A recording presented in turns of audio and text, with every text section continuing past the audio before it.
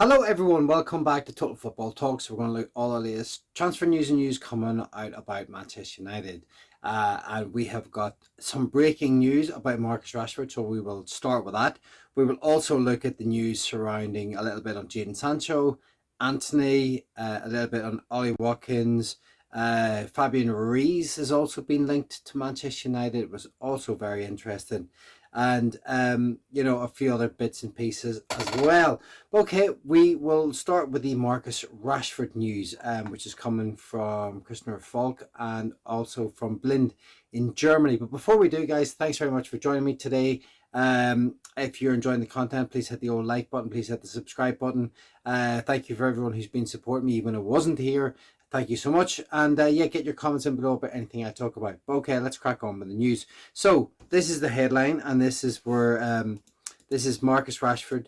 Bayern Munich are considering a move for Marcus Rashford. Now, I think this is good news in respect to the fact that Barcelona are currently are dabbling with Marcus Rashford. We also know that Marcus Rashford is really keen to go to Bayern Munich, but at the minute there doesn't seem to be any concrete talks. Barcelona are currently looking at Nico Williams, and they've got potential other targets that they're also looking at. Marcus Rashford, we know, is really keen on Barcelona, but now the Bayern Munich are in the fray and they're looking to kind of maybe just throw a little spanner in the works. I think Marcus Rashford linking up with Harry Kane would be great for him. Marcus Rashford would suit the German league. I think he would go out there. He'd be part of a team that dominates the German league. And I think in a dominant team, I think Marcus Rashford would do very well. Now, we know that obviously they've got Kingsley Coman who plays on that left side. I think Kingsley Coman's kind of coming to the end of his career. Maybe they're looking to move him on, or maybe they're looking to just bring in a replacement team with Serge Gnabry. Maybe they're just looking to freshen up things a little bit. And Marcus Rashford might be the person that could come in and do that job. Now, we know that Bayern Munich have money, and we also know that they can pay decent wages. So this, from a Manchester United perspective, would be brilliant news if Bayern Munich did come into the mix and had a little dabble with Marcus Rashford to see if they could twist his arm to get him to come. As I said, this is just breaking now. Breaking out today, 1st of July. We know that the transfer window officially is kind of open, and also last year's PSR books are closed. The new books are now open, so maybe clubs are going to start doing things very, very quickly. You good people out there, what do you think? Do you think Marcus Rashford going to Bayern Munich? Would you like to think that? Do you think it's a viable option? Do you think he will go? Can we get his wages off the books? Will he take? I mean, I think it's a perfect opportunity for him if his Marcus Rashford's camp can kind of get on board with this. Top league, he'll play, Champions League football. I think this will give him a window back into the chance of getting into the World Cup team next season, and I think this is all the signifiers for this lead in the right direction. So I would love to see this kind of open up into a discussion and maybe go further down the line. Okay, that's where we are with the Marcus Rashford thing. And just another bit of breaking news about Marcus Rashford. I know Manchester United want to sell Marcus Rashford. They're also open to leaving. He's also open to leaving alone as part of a swap deal if suitable opportunities arrive. Rashford currently favours a switch overseas, and ideally he would be enabled to compete for titles. Now, this David Ornstein one, this story came out before the Bayern Munich story, so I think this kind of all ties in. I think the opportunity, we as a club, if we can sell him, we're not going to make loads of money off him, but whatever we do would be pure profit. And if we could get the wages off the books, that would be a massive help to us going forward. So keep an eye on this going forward. Hopefully Marcus Rashford will be, because he's obviously going to be back in pre-season training. I think we're back in 7 days. I think he's going to be walking back through the doors again. But I would prefer if he wasn't going on that flight, on that pre-season tour to America. I prefer if he was staying back with the option to potentially look at another club. So we will just have to see what comes from that one.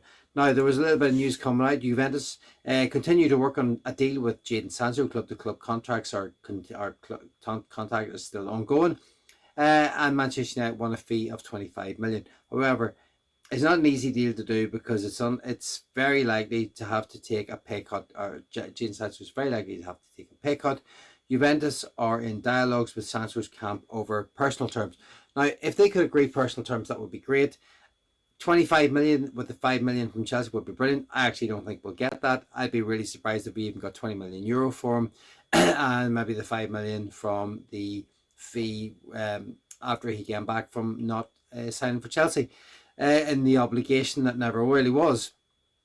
It'd be brilliant if Jadon Sancho could get off the books. Again, another massive earner, top earner, someone who is really kind of milking his time at Manchester United.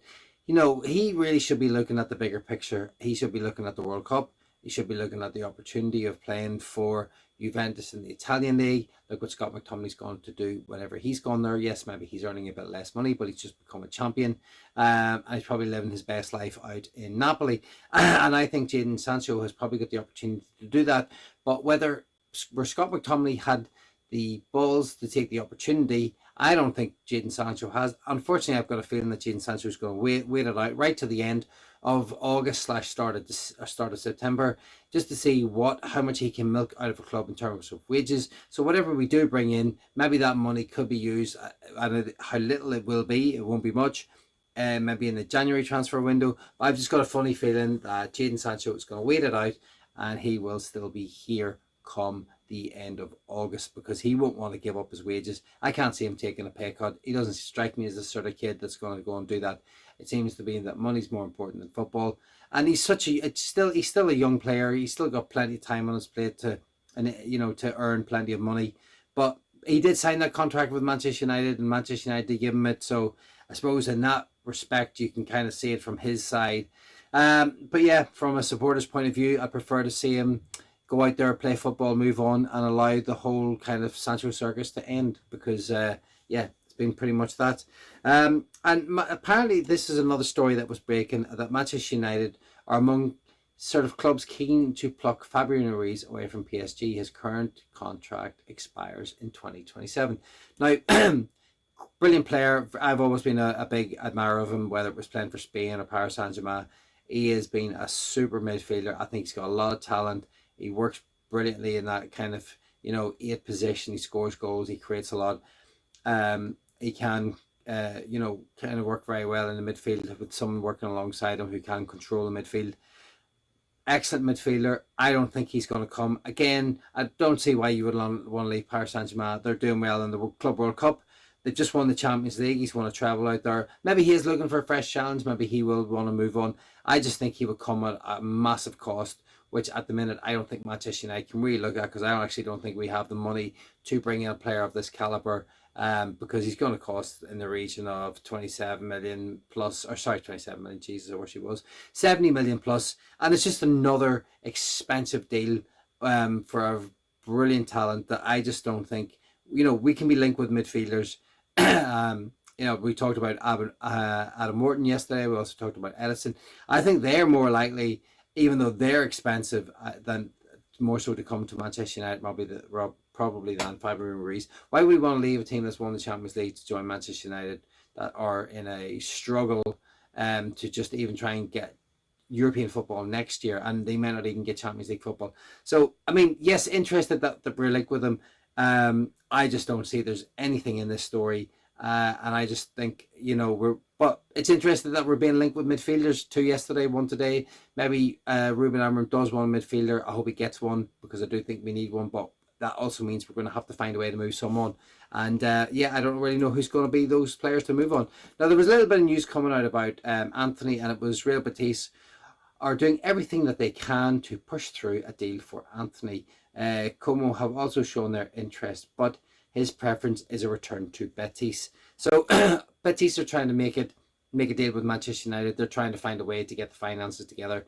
We know that they've sold players. We know that they have money. We know that they've got back into Europe. So I'm not saying that they've got a ton of money, and obviously Antony's wages are quite high, but it does look like Antony, unlike Sancho, does want to play football. Maybe he is targeting the World Cup, and he had a great time at Betis, and he was very, very successful there. So I hope this is a deal that we can carry on working for and working towards, and maybe we could seal a deal if they can, find a way to make a negotiation work. Now, what I don't want is a loan option, because that's a complete waste of time, because he goes there, we pay a part of the wages, they pay maybe 3/4 of the wages. We don't make any money off him. He just spends another year enjoying himself in the La Liga. But we're not going to make much money from him anyway, even if we do sell him.